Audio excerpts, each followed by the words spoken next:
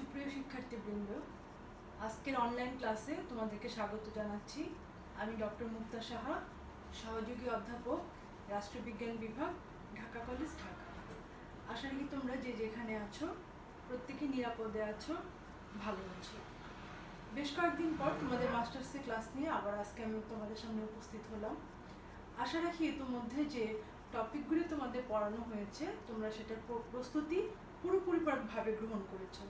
কারণ আমি যে কথাটি বারবার প্রতি ক্লাসে তোমাদেরকে মনে করিয়ে দিতে চাই যে আমরা একটা বিরূপ অবস্থার মধ্য দিয়ে যাচ্ছি এবং আমরা আশা রাখি খুব শীঘ্রই আমরা স্বাভাবিক জীবনে, স্বাভাবিক শিক্ষা কার্যক্রমে ফিরে আসব। তো যে পর্যন্ত সেটা না হচ্ছে সেই পর্যন্ত আমাদের কলেজ কর্তৃপক্ষ যে উদ্যোগটা গ্রহণ করেছে তোমাদের জন্য, এবং আমরাও চেষ্টা করে যাচ্ছি আমাদের সাধ্যমতো তোমাদের যেভাবে একটু উপকার করা যায়, অনলাইন ক্লাসের মধ্য দিয়ে আশা রাখি তোমরা এর সুফল ঘরে তুলবে। কাজেই তোমরা যদি উপকৃত না হও তাহলে আমাদের সমস্ত চেষ্টা, সমস্ত কার্যক্রম বৃথা হয়ে যাবে। তো আমি যেটা দেখেছি সব ক্লাসের মধ্যে তোমাদের মাস্টার্সের ক্লাসের ভিউ সবচেয়ে কম। এটা কি তোমাদের কোনো সমস্যা নাকি যোগাযোগের কোনো বিচ্ছিন্নতা, আমরা ঠিক বুঝতে পারছি না। তো আমি যে পেপারটি পড়াই সেই পেপারে যদি আমি প্রবেশ করি তাহলে ইতিমধ্যে আমার বেশ কয়েকটি ক্লাস শেষ হয়ে গিয়েছে, এবং এই ক্লাসগুলি আমি তোমাদেরকে আগেও বলেছি যে পুনরাবৃত্তির কোনো সুযোগ নেই। কাজেই তোমরা যেদিন যে টপিকটা আমি পড়াচ্ছি বা যে টিচার যে বিষয়ের যে সাবজেক্টের বা পেপারের টপিকগুলি পড়াচ্ছে তোমরা সেদিনই সেটা তৈরি করে ফেলবে। কারণ যদি প্রস্তুতিটা তোমাদেরকে একটু সামনের দিকে তোমরা নিজেদেরকে এগিয়ে নিতে চাও, এগিয়ে রাখতে চাও, তাহলে কিন্তু তোমাদের হাতে সময় বেশি নেই। কারণ খোলার সাথে সাথে এই যে আমাদের জটটা তৈরি হলো একটা বৈশ্বিক একটা মহামারীর কারণে, এই জটটাকে কমানোর জন্য, শিক্ষা কার্যক্রমে স্বাভাবিক করার জন্য অবশ্যই একটু গতিটা বাড়িয়ে দেওয়া হবে, এবং গতিটা বাড়িয়ে দিলে তোমাদের পড়াশোনার গতিটাও এখন থেকেই বাড়াতে হবে। তো আমি যে পেপারটা পড়াই তোমরা জানো সেটা হলো বাংলাদেশের রাজনীতি, এবং এই পেপারটা পড়াতে গিয়ে আমি যে কথাটা বলি যে আসলে জানা জিনিসকে জানানো বা আবার জানা এটা কিন্তু একটু কঠিন। কারণ এই বাংলাদেশের রাজনীতি আমরা জানি না যে টপিকগুলি তোমরা পড়বে না, যে টপিকগুলি তোমরা এখানে পড়বে সেটা তোমরা আগে থেকেই এই টপিকগুলি সম্পর্কে, এই বিষয়গুলি সম্পর্কে কিছু না কিছু জানো। কিন্তু আমি যে কথাটি আবারও তোমাদেরকে একটু বলছি সেটা হলো যে এই যে ভাষা আন্দোলন বলো বা 54 সনে যুক্তফ্রন্ট নির্বাচন বলো, এই বিষয়গুলি আমরা ছোটবেলা থেকে একটু একটু করে বিভিন্নভাবে সমাজ বইতে বা যারা তোমরা মানবিকে ছিলে এইচএসসি পর্যায়ে তোমরা পড়ে এসছো, কিন্তু সেই পড়া এবং অনার্স লেভেল শেষ করে শিক্ষা স্তরের সর্বশেষ মাস্টার্সে গিয়ে পড়া, সেটার মধ্যে কিন্তু বিস্তর পার্থক্য। কারণ একটা 3, 4, 5 বাচ্চা যেভাবে ভাষা আন্দোলন, যুক্তফ্রন্ট নির্বাচনের কোশ্চেনের আনসার দিবে, as a student of MSS আমাদের প্রত্যাশা তোমাদের কাছে অনেক অনেক অনেক বেশি। কাজে এই প্রত্যাশাটা তোমরা পূরণ করবে কিভাবে? প্রশ্নের উত্তর সেই মানের তৈরি করে। তাহলে সেই মানের যদি প্রশ্ন তুমি তৈরি করতে যাও, যে কথাটি আমি প্রায়ই বলে থাকি যে তুমি যদি বিস্তর জানো, ভাষা আন্দোলন সম্পর্কে তোমার অনেক পড়াশোনা, অনেক জানা, এই জানা জিনিসকে ছোট করে লেখা খুব সহজ, কিন্তু তুমি জানোই ছোট করে, অল্প করে, সংক্ষেপে, সেটাকে বিস্তারিত লেখা কিন্তু খুব কঠিন। কাজেই এই টপিকগুলি যদি তোমরা বিস্তারিতভাবে পড়ে ফেলো তাহলে তোমাদের যে উপকারটা হবে, তোমরা এখন মাস্টার্সে আছো, কয়েকদিন পরে তোমাদের চাকরির বিভিন্ন প্রতিযোগিতামূলক পরীক্ষায় বসতে হবে। সেই পরীক্ষার সময় দেখবে যে এই বিষয়গুলি তোমাদের কিভাবে সহযোগিতা করছে। কারণ আমরা প্রতিটা স্টেপ পার হয়ে আজকের জায়গায় এসেছি। তোমরাও একদিন আমাদের চেয়ে আরও অনেক অনেক অনেক অনেক সম্মানিত জায়গায়, উঁচু জায়গায় আশা রাখি তোমরা তোমাদের মনের যে স্বপ্ন, সেই স্বপ্ন পূরণে তোমরা কি হবে, কামিয়াব হবে, আমরা এটাই প্রার্থনা করি। কাজেই সেজন্য কি করতে হবে, এখন থেকে স্বপ্নের পাশাপাশি পরিশ্রম করতে হবে, কষ্ট করতে হবে, এবং এটা অবশ্যই নিয়ম মাফিকভাবে। কাজে এই রাষ্ট্রবিজ্ঞানের যে সুবিধাটা মানে পড়ার, রাষ্ট্রবিজ্ঞানে এই যে বাংলাদেশ BCS এ মানে অনেক নাম্বারের তোমরা বাংলাদেশের রাজনীতি, বাংলাদেশ পলিটিক্স এবং ইন্টারন্যাশনাল পলিটিক্স এই দুইটা পেপার তোমরা আলাদা করে পাবে। তখন দেখবে যে এই পেপারগুলি কত কিছু তোমাদের আগে থেকে পড়া হয়ে গেছে। কাজেই তোমরা যদি এখন থেকে বিষয়গুলিকে একটু গুরুত্ব দাও, বিষয়গুলি মানে আরেকটা জিনিস আমি যেটা বলি, এটা তো পরীক্ষার বিষয় গেল, তোমার মাস্টার্সের নম্বর, সেটা হলো তোমার একাডেমিক রেজাল্ট, তোমার চাকরি বাকরি, এই সব কিছুর ঊর্ধ্বে আমি যে জিনিসটা তোমাদেরকে বারবার করে বলি, মনে করে দিই, সেটা হলো এটা আমাদের দেশ, এটা আমার দেশ, তোমার দেশ। এই দেশের যে ইতিহাস, পৃথিবীর ইতিহাসে বিরল, যে ভাষার জন্য প্রাণ দিয়েছে, রক্ত দিয়েছে, স্বাধীনতা যুদ্ধের জন্য এত মানুষের আত্মাহুতি, এটা ইতিহাসে বিরল। কাজে এই ইতিহাস যদি আমরা মানে ইন ডিটেলসে না জানি, তাহলে আমার দেশকে আমি ভালোবাসবো কীভাবে? তো এই জিনিসগুলি পড়ানোর সময়, টপিকগুলি পড়ানোর সময় তোমাদেরকে যেটা আমি মনে করিয়ে দিই, যে আমরা মানে আমি 52 ভাষা আন্দোলন দেখিনি, যুক্তফ্রন্ট দেখিনি, এমনকি মুক্তিযুদ্ধও দেখিনি। কাজে যেহেতু আমি দেখিনি, তোমাদের দেখার তো প্রশ্নই ওঠে না। কিন্তু দেখো, একটা জিনিস ভেবে দেখো, 52 ভাষা আন্দোলনের বিষয়গুলি যখন আমরা আলোচনা করি, ইভেন আমরা মুভি দেখি বা একটা নাটক দেখি বা একটা টেলিফিল্ম দেখি বা একটা বই পড়ি, মনে হয় কি যে দৃশ্যগুলি আমাদের কোনো না কোনোভাবে আমাদের চেনা, আমাদের জানা, আমাদের ভেতরে একটা অন্যরকম শিহরণ তৈরি হয়। এটাই হলো ভালোবাসা। ভালোবাসা কিসের প্রতি? ভালোবাসা মায়ের প্রতি। মা মানে আমার দেশের প্রতি। তাহলে এই যে দেশের প্রতি ভালোবাসা, এই যে আমার শরীরে মনে একটা মানে কি বলবো, একটা তৈরি হওয়া, একটা অনুভূতি তৈরি হওয়া, বিশেষ অনুভূতি, সেই অনুভূতিটাই হলো দেশের প্রতি ভালো লাগার অনুভূতি, ভালোবাসার অনুভূতি। তাহলে দেখো, মানুষ যখন একটা উদাত্ত আহ্বানের সাড়া দিয়ে যার যা ছিল তাই নিয়ে ঝাঁপিয়ে দেশটাকে স্বাধীন করেছে, তাহলে আমরা তো বারবার করে বলি যে আমরা মানুষ সবচেয়ে নিজেকে বেশি ভালোবাসে, এটা সত্যি, মানুষ স্বার্থপর, সবই সত্যি, কিন্তু কখনো কখনো মানুষ নিজের চেয়ে দেশকেও বেশি ভালোবাসে। তার প্রমাণ আমাদের মুক্তিযোদ্ধারা। কাজে এই ইতিহাসগুলি যদি আমি না জানি, আমি যদি আমাকে ভালোবাসি, তাহলে আমার মাকে ভালোবাসতে হবে। আমি যদি আমার মাকে ভালোবাসি, তাহলে আমার দেশকে ভালোবাসতে হবে। এই ভালোবাসার অনুভূতিগুলি আমাদের যত দৃঢ় হবে, প্রগাঢ় হবে, যত বেশি মানে আমরা আমাদের অনুভূতির প্রকাশটা ঘটাতে পারবো, তত বেশি আমরা দেশের প্রতি মানে আমাদের ভালোবাসার উন্মেষটা, ভালোবাসার যে উন্মাসিকতা, যে ভালোবাসার প্রকাশের যে ধরন, সেটা আমরা করতে পারবো। এবং তোমরা যখন আমাদের দেশের প্রতিনিধি হয়ে দেশের বাইরে যাবে, তখনও তোমরা এই বিষয়গুলি সুন্দর করে তুলে ধরতে পারবে। কাজেই আমাদের এই বিষয়গুলি বিভিন্ন কারণে জানতে হবে, শুধু পরীক্ষায় ভালো নাম্বার পাওয়ার জন্য না। আর যদি তুমি ভালোবেসে জিনিসগুলি জানো, পরীক্ষার নম্বর এমনিতেই চলে আসবে। তাহলে আজকে আমরা দেখি যে আমরা অলরেডি ভাষা আন্দোলন আমাদের বিস্তারিত আলোচনা করা হয়ে গেছে এবং আর অনেকগুলি টপিক আলোচনা করা হয়ে গেছে। আবারও তোমাদেরকে রিমাইন্ডার দিচ্ছি, অবশ্যই তোমরা একটা ফোল্ডার করে এই ক্লাসগুলি সুন্দর করে সাজিয়ে রাখবে এবং যেসব বন্ধুরা এই ক্লাসগুলি মিস করছে তাদেরকে একটু জানাবে। কতই সময় নষ্ট করে, একটু বন্ধুরা যারা নাকি জানতে পারছে না যে এইভাবে ক্লাস নেওয়া হচ্ছে, তাদেরকে একটু নক করে যেন ওরাও যেন এই ক্লাসগুলি থেকে একটু উপকৃত হয়। কারণ আমি বলবো না যে এই ক্লাসগুলি করলেই তোমরা একদম সব জেনে যাবে, সব বুঝে যাবে। আমরা জাস্ট একটা গাইডলাইন দিচ্ছি অল্প সময়ের মধ্যে। এই গাইডলাইনগুলি নিয়ে নিজেরা যদি একটু বিস্তর পড়াশোনা করো, তাহলে তোমরা উপকৃত হবেই হবে, এই গ্যারান্টি আমি দিতে পারি।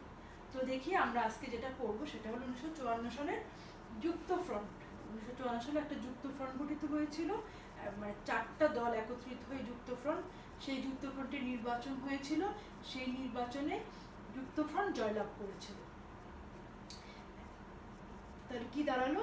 আমরা প্রথমে দেখব যে যুক্তফ্রন্ট কোন কোন দল নিয়ে হলো, নির্বাচনটা কিভাবে হলো, কত সনে হলো, এবং এই নির্বাচনের ফলাফল কি দাঁড়ালো, এবং এই নির্বাচনের গুরুত্ব এবং তাৎপর্য। একটা করে বিষয় যদি আমরা দেখি, তাহলে যুক্তফ্রন্ট গঠিত হয়েছিল 4টি রাজনৈতিক দল নিয়ে। তোমরা এটা দেখো, 4টি রাজনৈতিক দল নিয়ে যুক্তফ্রন্ট গঠিত হয়েছিল। আওয়ামী লীগ, কৃষক শ্রমিক পার্টি, নেজামে ইসলামী, গণতন্ত্রী দল। তো 1954 সালে যখন যুক্তফ্রন্ট নির্বাচন হলো, আর এই যুক্তফ্রন্টটা গঠিত হয়েছিল 1953 সনের 4 ডিসেম্বর।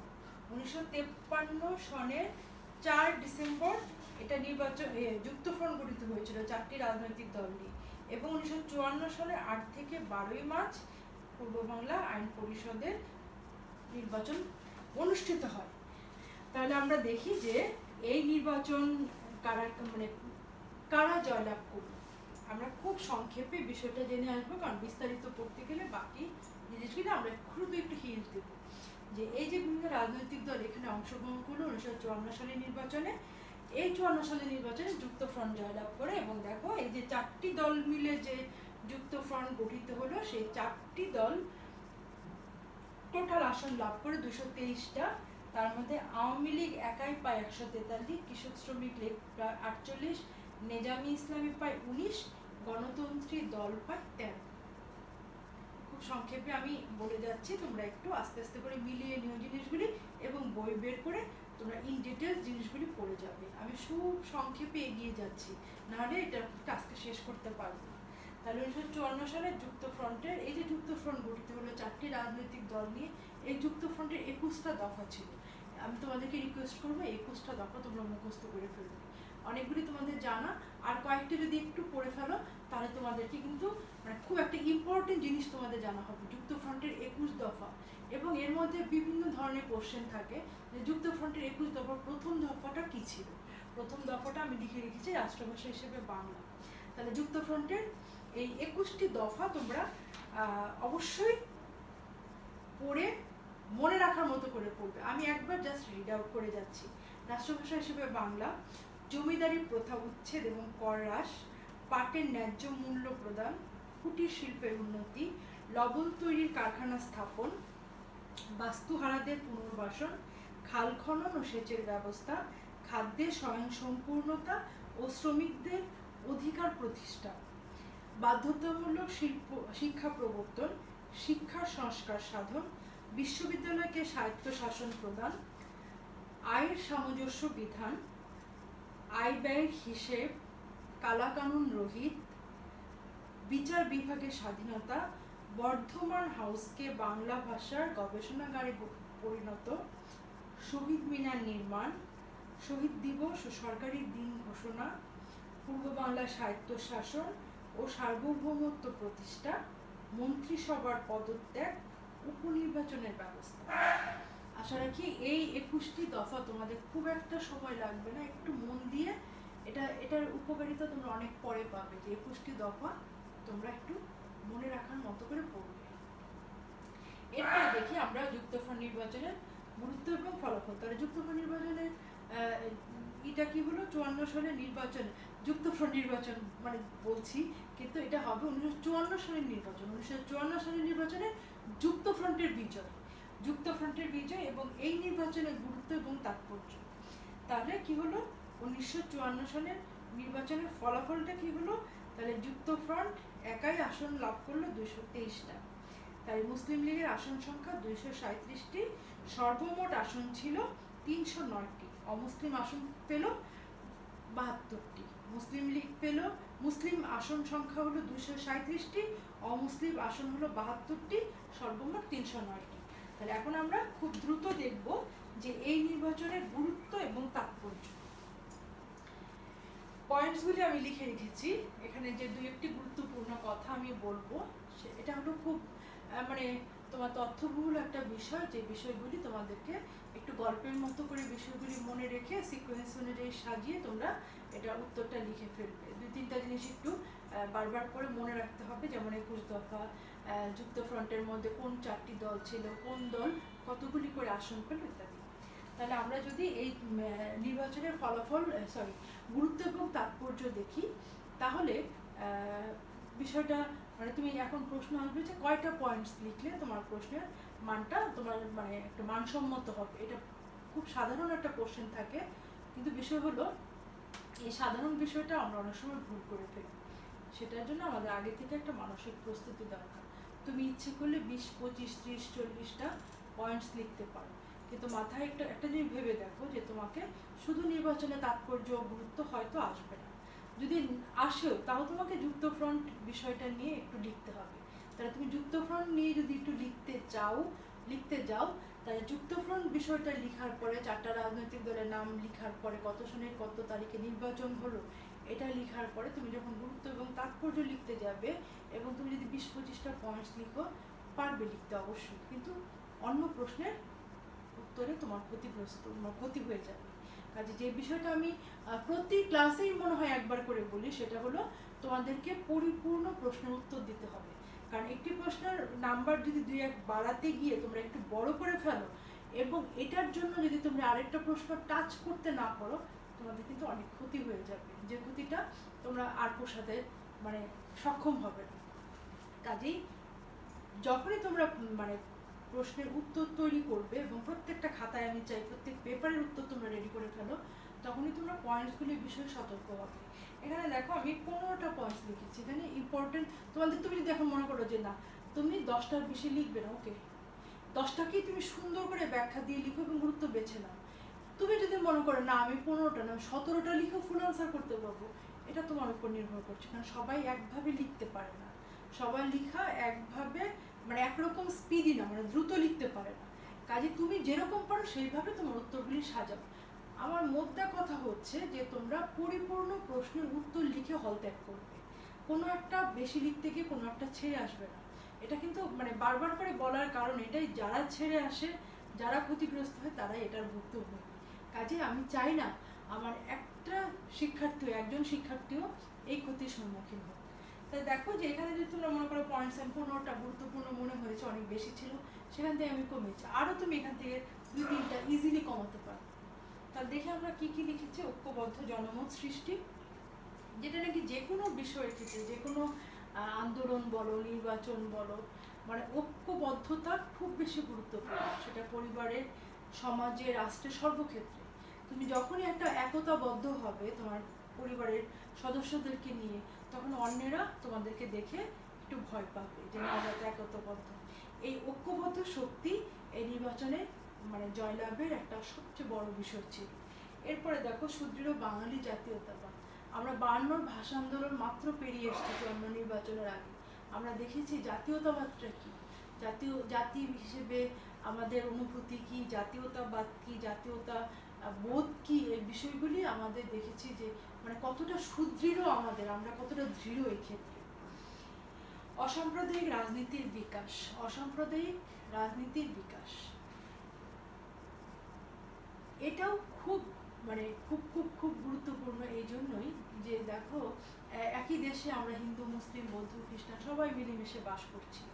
কাজে এখানে যদি সাম্প্রদায়িকতা মানে সৃষ্টি হয় কাজ করে, সেটার মানে নেতিবাচক প্রভাব কিন্তু সকলের উপরে পড়ে। আমরা দেখো যে আমাদের একটা স্লোগান আছে যে ধর্ম যার যার উৎসব সবার, আমরা ঈদের সময় আমরা হিন্দুরা মজা করছি, আবার আমাদের দুর্গাপূজার সময় সবাই মিলে আমরা আনন্দ করছি। তাহলে আমি যদি তোমার ধর্মকে শ্রদ্ধা করি, তুমি যদি আমার ধর্মকে শ্রদ্ধা করো, তাহলে তো এখানে কোনো ধরনের কোনো মানে মানে লাগালাগি বা বিদ্বেষ বা যেটাই বলি হিংসাত্মক কোনো কিছু হওয়ার কোনো সুযোগ নেই।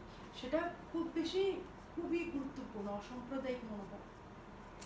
মধ্যবিত্ত শ্রেণী গুরুত্ব বৃদ্ধি, না আমাদের দেশটাই তো মানে নিম্ন মধ্যবিত্ত গরিব, এখান থেকেই আমরা এই বাড়ানোর পরে যে একটু একটু করে যে আমাদের গুরুত্বটা বাড়তে লাগলো সেটা আমরা এসে বুঝলাম এখানে।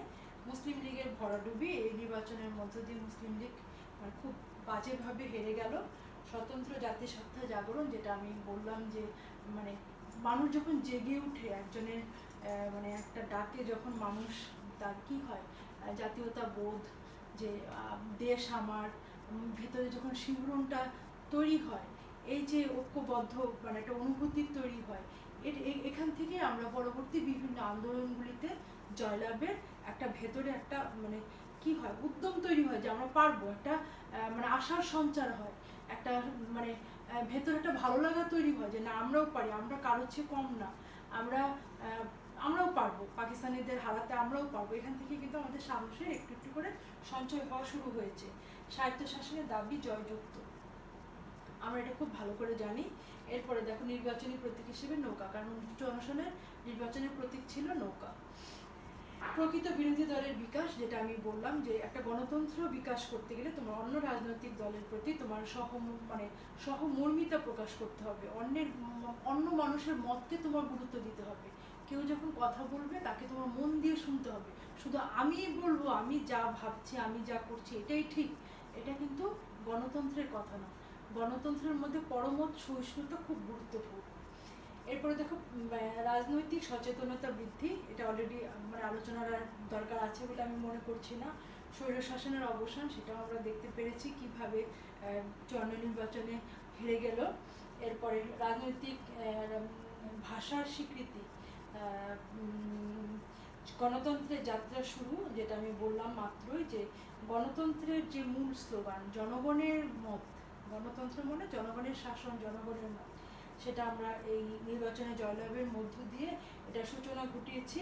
যোগ্য নেতার আবির্ভাব হয়েছে, মৌলানা ভাসানী, কে ফজলুল হক সহ অনেক মানে মানে কি বলবো প্রথিতযশা রাজনৈতিক ব্যক্তিত্ব আমরা দেখেছি। তাদেরই সুযোগ্য উত্তরাধিকার ছিলেন জাতির পিতা বঙ্গবন্ধু শেখ মুজিবুর রহমান। তাদের দীক্ষায় দীক্ষিত হওয়ার সুযোগ তিনি পেয়েছেন। সেই উত্তরাধিকার সূত্র ধরেই আমাদের রাজনৈতিক দলের যে কর্ণধার, তারা শিক্ষা নিয়ে আস্তে আস্তে করে এগিয়ে গিয়ে পরবর্তীতে তারা নিজেরা বড় বড় নেতা হয়েছে। এরপরে হলো বাংলাদেশ সৃষ্টি, যেটা নাকি আমাদের সবচেয়ে গুরুত্বপূর্ণ। তোমরা অনেক মাঝখান থেকে 2-1টা পয়েন্ট বাদ দিলেও এই লাস্টের পয়েন্টটা বাদ দেওয়ার কোনো সুযোগ নেই। কারণ একটা মানে জয়লাভ, মনে করো একটা রেজাল্ট ভালো করা বা একটা পরীক্ষায় ভালো করা বা একটা পুরস্কার পাওয়ার মানে কি? পুরস্কার মানে হলো তুমি একটু ভালো লাগলো, তোমার একটা কাজের স্বীকৃতি পেলে, তোমার সামনে এগিয়ে যাওয়ার জন্য তুমি আরো কাজ করার একটা উদ্যম পেলে। আর তোমাকে পুরস্কার দিয়ে তোমাকে আরো বেঁধে দেওয়া হলো যে না, তোমাকে আরো অনেক কিছু করতে হবে, তোমাকে সামনে আরো অনেক কিছু দিতে হবে। ঠিক তেমনি এই মানে সমস্ত কিছুর মধ্য দিয়ে যে আমরা এই যে মানে উদ্যমটা পেলাম, কাজ করার শক্তিটা পেলাম, সাহসটা পেলাম, যে না, এইসব নেতারা যারা তাদের মানে সবটুকু দিয়ে চেষ্টা করছে এই মানুষের ভাগ্য পরিবর্তনের, মধ্যবিত্ত মানুষের এই দেশটাকে মানে একটা নতুন একটা সূর্যের মানে নতুন একটা পতাকা, লাল সবুজের একটা পতাকার স্বপ্ন যারা দেখলেন, তারা কি করলেন? তারা তাদের স্বপ্নটাকে এগিয়ে নিয়ে একজনের হাত থেকে আরেকজনের হাতে দিতে দিতে দিতে দিতে একসময় যখন মানে ডাক চলে আসলো যে যার যা আছে তাই নিয়ে ঝাঁপিয়ে পড়তে হবে, মানুষ সত্যিকার অর্থে সেভাবে ঝাঁপিয়ে পড়ে মানে 30 লক্ষ মানুষ প্রাণ দিয়ে আমাদের এই দেশটা স্বাধীন করলো। আমরা পেলাম বাংলাদেশ, আমরা পেলাম লাল সবুজ পতাকা, আমরা পেলাম বিশ্বের মানচিত্রে নিজেদের একটা জায়গা। কত ভালো লাগে যখন বিশ্ব মানচিত্রে এত দেশের মধ্যে আমার ছোট্ট একটা হোক না ছোট, তবুও তো আমার দেশ। তো এই যে অনুভূতিগুলি দেখো আমার মানে গুজবাম্পস হচ্ছে। তোমরা এটাই মাথায় রাখবে যে দেশকে ভালোবাসলে, মাকে ভালোবাসলে, মানুষকে ভালোবাসলেই সত্যিকারের মানুষ হওয়া যায়। আদারওয়াইজ তোমার পজিশন যাই হোক, আমি সত্যিকারের মানুষ বলে নিজেকে দাবি করতে পারবো না যদি আমার মার প্রতি, দেশের প্রতি ভালোবাসা না থাকে, মানুষের প্রতি ভালোবাসা না থাকে। এই যে যারা বড় বড় নেতা ছিলেন, যারা সবাই মানুষকে ভালোবাসতেন, নিজের ব্যক্তি জীবনে সুখ শান্তির কথা এরা কোনোদিন ভাবে নাই। এরা মানুষের মানে সুখে এরা মানে শান্তি পেত, মানুষের দুঃখে এরা কষ্ট পেত। এরকম করে আমরা যদি এই শিক্ষা থেকেও কিছুটা নিতে পারি, ওনাদের মতো হয়তো হওয়া সম্ভব না আমাদের পক্ষে কখনোই, কিছুটা নিয়ে আমরা যদি আমাদের স্থান থেকে একটু একটু করে মানুষের সেবা, দেশের সেবা করতে পারি, সেটাই হবে আমাদের জন্য পরম পাওয়া। তো তোমরা খুব ভালো থাকো। আজকে যে টপিকটা আলোচনা হলো খুব সহজ টপিক, খুব পুরনো জানা টপিক, তারপরে তোমরা খুব সুন্দর করে গুছিয়ে এটাকে তৈরি করে ফেলবে এবং পরীক্ষার খাতায় আসলে যেন তোমরা খুব ভালোভাবে লিখে আসতে পারো। তো তোমাদের জন্য অনেক অনেক অনেক শুভকামনা। তোমরা খুব সাবধানে থাকবে, নিজের প্রতি যত্নশীল হবে। আশা করি খুব শীঘ্রই আমরা স্বাভাবিক শিক্ষা কার্যক্রমে, স্বাভাবিক জীবনে ফিরব। শুভরাত্রি।